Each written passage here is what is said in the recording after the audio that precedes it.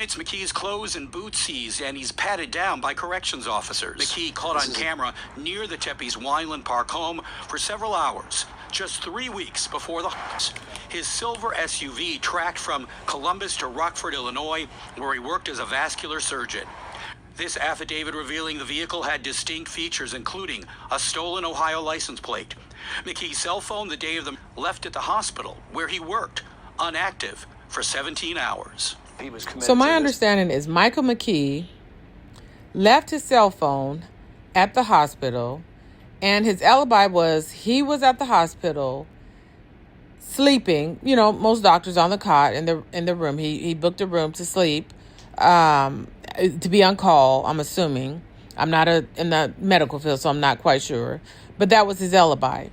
So if that was his alibi, and there's cameras in the hospital and all around the hospital, I'm not quite sure why Michael McKee felt that was a good alibi. That's not showing his intelligence as an educated person. The court affidavit says Monique told family and friends McKee had threats on her life during and after the marriage, telling Monique he could kill her at any time. Guilty today. She entered that not guilty plea in court. Now we'll wait to hear when the next court hearing will be held. He hired Diane Menashe as his defense attorney. This is a person that is well known in the Columbus area because obviously Menashe was a high-profile attorney defending many clients. He could face a maximum sentence of life in prison with no possibility of parole or even the penalty.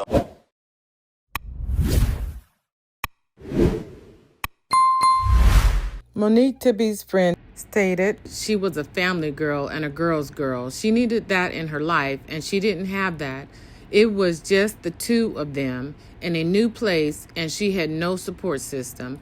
The friend was referring to Michael McKee and Monique Teppe, how Michael secluded Monique at a time when Monique really needed her friends and family. That right there was the first indication of narcissist, abuse, control, and anything else that did not involve a healthy relationship. YouTube content creator Jump Suit Pablo said, some things I agree with about Michael McKee's incarceration, and then there's some things I don't. Now, as someone who spent 10 years in state prison myself, I know exactly what lies ahead for Michael McKee. I'm also familiar with the inside of a prison. I worked in a prison for about 13 years as an officer, and I also worked as a parole officer and a juvenile detention officer. And let me tell you,